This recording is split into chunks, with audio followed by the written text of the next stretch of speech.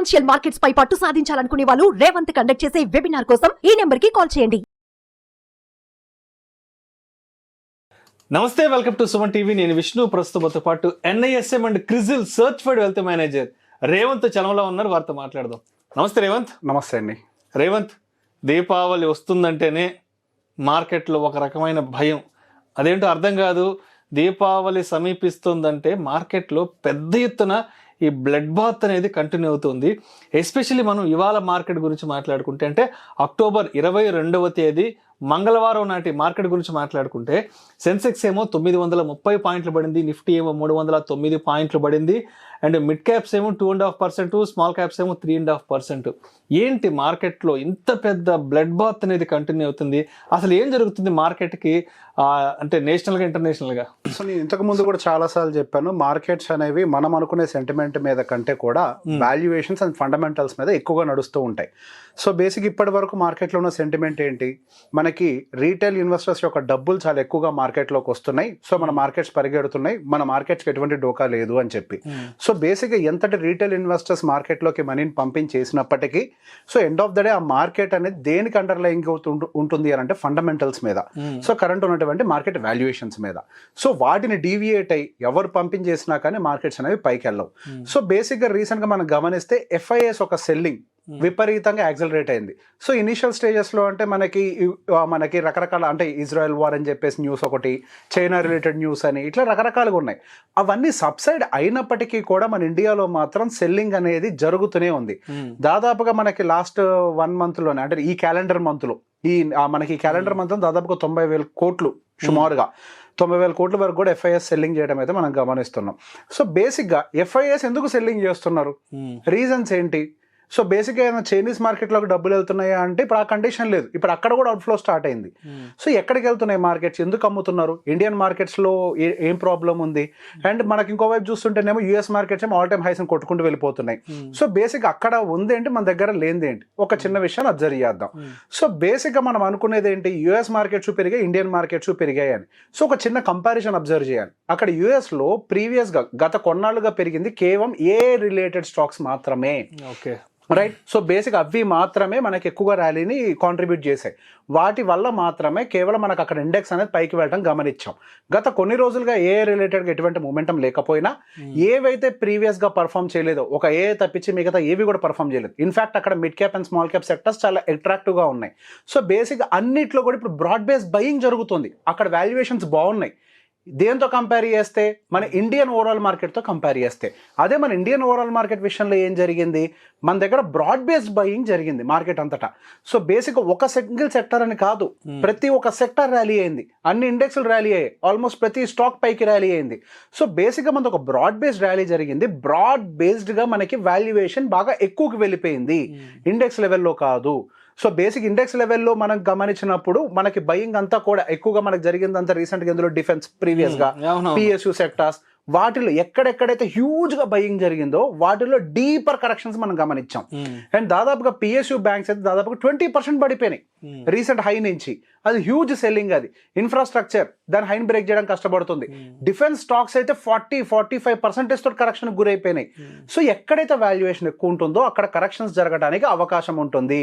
దానికి రీటైల్ అనేది ఒక సెంటిమెంట్. మొన్నటిదాకా యూట్యూబ్ అదే మనం ఒత్తుకున్నాం, ఇది ఒక సెంటిమెంట్ వర్డ్ అండి, అంతే. రీటైల్ బయింగ్ బై చేస్తే మార్కెట్ వెళ్ళిపోద్దా? When compare to Indian market, US market is more matured. అవునవును, అక్కడ ఎక్కువ మంది రీటైల్ పార్టిసిపేషన్ ఉంది when compare to India. So బేసిక్గా అట్లాంటి US మార్కెటే ఫండమెంటల్గా బాగోకపోతే కరెక్షన్స్కి గురవుతుంది కదా. మరి ఇండియన్ మార్కెట్ దానికి ఏమైనా అతీతంగా పనిచేస్తుందా? లేదు కదా. ఎక్కడైనా ఫండమెంటల్స్ మీద నడుస్తుంది. సో మనం గమనిస్తే దాదాపుగా రీసెంట్ హైస్ నుంచి సెన్సెక్స్ దాదాపుగా 6.7% పడింది. దీనికే అయ్యే బాబాయ్ పడిపోయింది అని ఫీల్ అవుతున్నాం. దీన్ని జస్ట్ ప్రాఫిట్ బుకింగ్ అంటాం కదండి. కరెక్షన్ అంటే ఎప్పుడు అంటాం, 10% అయితే కరెక్షన్ అంటాం. 6.5%కి అయ్యే బాబాయ్ అంటే ఎట్లా కుదురుద్ది? అసలు ఇది కరెక్షనే కాదు కదా, అది ఇంకా కరెక్షన్ టెరిటరీలోకే ఎంటర్ కాలేదు. నిఫ్టీ కూడా మనకి నియర్ బై కరెక్షన్లోకి వచ్చింది. దాదాపుగా నిఫ్టీ కూడా సేమ్ అంతే 6.5%. బ్యాంక్ నిఫ్టీ అయితే హార్డ్లీ 5.5%. దాని కరెక్షన్ అంటానికి లేదు. మనం కరెక్షన్ అని అంటే 10% పడితే. సో అయిపోయిందా ఫాలు, ఇంకా బాగానే ఉందా మార్కెట్ బ్రాడర్ బేస్డ్గా అని అంటే మార్కెట్ కరెక్షన్లోకి వెళ్ళాలి కదా, అంటే ఇంకా పెండింగ్ ఉంది. ఇప్పటిదాకా జరిగింది ప్రాఫిట్ బుకింగ్ మాత్రమే. మార్కెట్ కరెక్షన్ లో కూడా వెళ్తుంది. సో బేసిక్ గా మనం ఫండమెంటల్స్ ఆఫ్ ద మార్కెట్ అర్థం చేసుకునేటప్పుడు ఫస్ట్ మార్కెట్ లో అన్ని రకాల సైకిల్స్ ఉంటాయి. ఏమేమి ఉంటాయి? బుల్ మార్కెట్ సినారియో ఉంటుంది, బేర్ మార్కెట్ సినారియో ఉంటుంది, అండ్ కన్సాలిడేషన్ ఉంటుంది మార్కెట్ లో. ఇప్పటి వరకు మనకి బుల్ మార్కెట్ సినారియోని చూసాం. మన ఇక మీదట బేర్ మార్కెట్ సినారియోని చూడాలి అండ్ కన్సాలిడేషన్ మార్కెట్ సినారియోని కూడా చూడాలి. నేను ఒకటే యాక్సెప్ట్ చేస్తానంటే కుదరదు. మార్కెట్లో ఇవి కూడా ఉంటాయి. మనం వీటన్నిటిని కలిపి ఒక ప్యాకేజ్ లాగా మార్కెట్ని యాక్సెప్ట్ చేస్తే వాళ్ళు మాత్రమే మార్కెట్లో రియల్ ఇన్వెస్టర్స్గా మిగులుతారు. ఎవరైతే అందులో ఉంటారో ఆ 3 సైకిల్స్ని యాక్సెప్ట్ చేసి వాళ్ళకి మాత్రమే మార్కెట్ రివార్డ్ చేస్తుంది. ఇన్ బిట్వీన్ ఎమోషన్స్తో ట్రిగ్గర్ అయ్యే వాళ్ళందరూ డబ్బులు పోగొట్టుకోవడం అనేది జరుగుద్ది. సో బేసిక్గా మనం గమనిస్తే ఇప్పుడు అసలు ఎఫ్ఐఎస్ సెల్లింగ్ చేయడానికి రీజన్ ఏంటి? సో మేజర్గా ఎఫ్ఐఎస్ సెల్లింగ్ కి రీజన్ ఏంటి అని అంటే, ఒక రకంగా ఫైనాన్షియల్ క్రెడిట్ బబుల్ బిల్డ్ అవుతుంది అని చెప్పేసి మనం ఇంతకుముందు చాలా వీడియోలు చేసాం. విపరీతమైన క్రెడిట్ బబుల్ బిల్డ్ అవుతుంది. సో బేసిక్గా one single reason is financial credit bubble అనేది ఇప్పుడు కనిపిస్తున్నటువంటి ఒక రీజన్. మనకు 100% మనకు అదే ఎవరు చెప్పలేము. బట్ మనకి ఏదో ఒక పాసిబిలిటీ పెట్టుకోవాలి, దేని వల్ల కరెక్షన్ జరుగుతుంది. సో అంతా బాగానే ఉంది కదా, మార్కెట్లో ఎక్కడ జరుగుతున్నాయి ప్రాబ్లమ్స్ అని అంటే, మనకి ఈ ఫైనాన్షియల్ ఇండస్ట్రీలో కొద్ది క్రెడిట్ బబుల్స్ బిల్డ్ అయినాయి, వాటి వాల్యుయేషన్స్ ఎక్కువగా ఉన్నాయి. ఏదైనా డిఫాల్ట్ కనుక జరిగితే అసలు ఒక ఫైనాన్షియల్ సెక్టర్ ఇంపాక్ట్ అయింది అని అంటే అన్ని సెక్టర్స్కి ఇంపాక్ట్ జరుగుతుంది కాబట్టి సో బేసిక్గా ముందుగానే వాళ్ళు అమ్మేస్తారు. ఎప్పుడైనా మార్కెట్ అనేది యాక్చువల్ న్యూస్ ముందు రాకముందే, న్యూస్ రాకముందే రియాక్ట్ అయిపోతుంది. న్యూస్ వచ్చిన తర్వాత ఇంకా రియాక్షన్ ఏమి ఉండదు కదా, అదే కదా మన మార్కెట్ బిహేవియర్. సో బేసిక్గా వాళ్ళ అండర్స్టాండింగ్ ప్రకారం క్రెడిట్ బబుల్ బిల్డ్ అయింది, కొంతవరకు ప్రాఫిట్ బుకింగ్ చేస్తున్నారు. మరి ఈ క్రెడిట్ బబుల్ ఇప్పుడేంటి, మనం డిసెంబర్ జనవరి నుంచే మాట్లాడుకుంటున్నాం. మరి ఇప్పుడు దాకా ఎందుకు వెయిట్ చేశారు? అమ్మటం మొదలు పెట్టేవాడు ఎప్పుడు అమ్ముతాడండి? ఫుల్గా ప్రాఫిట్ వచ్చేదాకా వెయిట్ చేస్తాడు. ఆ ఫుల్ ప్రాఫిట్ ఎప్పుడు వస్తుంది? లాస్ట్ బుల్ మార్కెట్లోకి ఎంటర్ అయ్యేదాకా వెయిట్ చేస్తాడు. లాస్ట్ బుల్ ఎప్పుడైతే మార్కెట్లోకి ఎంటర్ అవుతుందో అప్పుడు వాళ్ళు సెల్ బటన్ ట్రిగ్గర్ చేస్తారు. సో బేసిక్గా మనకి ఎప్పుడైతే 26,000 మార్క్ దాటిందో వెంటనే మార్కెట్స్ అన్ని రివిజన్ చేసేసుకొని టార్గెట్ 27,000కి తీసుకెళ్ళిపోయాయి. అసలు 26 కష్టం రా మొర్రో అని మనం అనుకుంటుంటే అది 27కి రివైజ్ చేసాయి. సో బేసిక్ ఫుల్ బుల్ సినారియోలోకి మార్కెట్ అందరూ నమ్మేశారు. ఇక అసలు మార్కెట్కి తిరుగు లేదు, ఫుల్ బుల్ అని నమ్మినప్పుడు యాక్చువల్ సెల్ బటన్ ట్రిగ్గర్ అవడం అనేది మనం అబ్జర్వ్ చేస్తున్నాం. సో ఎవ్రీ టైం ఎప్పుడు బాటమ్ అవుట్ అవుతుంది అని అంటే లాస్ట్ బియర్ మార్కెట్లోకి, అంటే ఇక మార్కెట్ ఇంకా పడుతుందేమో అని అందరు లాస్ట్ దాకా నమ్ముతారు చూసారా, అప్పుడు మార్కెట్ బాటమ్ అవుట్ అవుతుంది. నేను ఇంతకు ముందు కూడా ఇంకా సింపుల్ ఎగ్జాంపుల్ చెప్పాం.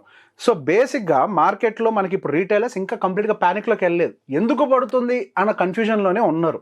సో బేసిక్గా మార్కెట్లో ఎప్పుడు రియల్ ప్యానిక్ క్రియేట్ అవుతుంది అంటే, రీటైలర్ మైండ్లోకి భయం ఎప్పుడు ఎంటర్ అవుతుందో అప్పుడు మార్కెట్లో రియల్ ప్యానిక్ అనేది క్రియేట్ అవుతుంది. ఇప్పటిదాకా జరిగింది అసలు ఫాలో కాదు, అగ్రెసివ్గా లేదు sir. Market within no time 5% తప్పమని పడిపోయిన రోజులు లేదా? 1.5% ఒక రోజు పడితేనే భయపడిపోతామా? మొత్తం ఇన్ని రోజులకు కలిపి హార్డ్లీ పడితే 6% పడ్డది కదా మార్కెట్, అది నథింగ్. సో 3%, 4% పడ్డ రోజులు చూడలేదా మార్కెట్లో? అది ఎప్పుడు జరుగుద్ది అంటే రీటైలర్ భయపడ్డ రోజు జరుగుద్ది. రీటైలర్ భయపడ్డా ఎవరైనా భయపడాల్సిందే, మహామహులే భయపడిపోతారు మార్కెట్ ని చూసి. ఎప్పటి వరకు ఈ సినారియో మార్కెట్ లో కంటిన్యూ అవకాశం ఉందంటారు, ఇంత blood bath or volatility? So basic గా మార్కెట్ లో మనకి వాల్యుయేషన్స్ గురించి మనం ఫస్ట్ నుంచి మాట్లాడుతున్నాం. ఇప్పుడు ఏవైతే మార్కెట్స్ ర్యాలీ అయ్యాయో మనకి ఆ కంపెనీ యొక్క బుక్ వాల్యూ తోటి మ్యాచ్ లేకుండా అగ్రెసివ్ గా పైకి వెళ్ళిపోయినాయి, అండ్ పిఈ రేషియో సంబంధం లేకుండా అగ్రెసివ్ గా పైకి వెళ్ళిపోయినాయి. సో బేసిక్ గా మనం ఇంతకు ముందు నుంచి కూడా ఒకటే పాయింట్ స్టిక్ అయి ఉన్నాం. మనము పైకి వెళ్తుంది కదా అని కొనకూడదు, వాటి వాల్యుయేషన్స్ బాగుంటేనే కొనాలి, అవి ఎంతకైనా పైకి వెళ్ళి అవి మనే కాదు అని. సో ఎప్పుడు అగైన్ మనకి మార్కెట్లో ఫాల్ అనేది కొద్ది కంట్రోల్లోకి వస్తుంది అని అంటే స్టాక్స్ యొక్క పిఈ వాల్యూస్ అనేవి ప్రాపర్ రేంజ్ లోకి వచ్చినప్పుడు. సో బేసిక్ గా మార్కెట్ లో వాల్యుయేషన్స్ అనేవి చాలా హైగా ఉన్నాయి, పిఈ అనేది మనకి ఓవర్ వాల్యుయేషన్ కి నియర్ బై వెళ్ళిపోతుంది, and mid and small cap అయితే ఆల్ టైమ్ ఎప్పుడూ చూడని పిఈ రేషియోస్ ని హిట్ చేసేసాయి. సో హై వాల్యుయేషన్ లో ఉంది, కంపెనీ నెంబర్స్ పోస్ట్ చేస్తుంటాయి, ఆ నెంబర్స్ తోటి కనుక పిఈస్ కనుక మ్యాచ్ అవ్వకపోతే ట్రిగ్గర్ అవుతుంది. సో బేసిక్ ఇప్పుడు 2 సినారియోస్ జరగాలి. ఒకటి, ఆ పిఈ రేషియోస్ అనేవి ఈ కరెక్షన్స్ వల్ల కింద కన్నా రావాలి, లేదా కంపెనీస్ అగ్రెసివ్గా వాళ్ళ యొక్క గ్రోత్ను డెలివర్ చేస్తే అప్పుడు ఆ పిఈ రేషియో అగైన్ మనకి ఈక్వలెంట్ అవుతుంది. దేర్ ఆర్ 2 ways మనకి ఎప్పుడైనా పిఈ రేషియో అనేది మ్యాచ్ అవడానికి. ఒకటి నెంబర్స్ వల్ల, 2 ప్రైస్ కరెక్షన్ వల్ల. సో ఏది ముందు జరుగుద్ది అంటానికి ఎవరని చెప్పలేం.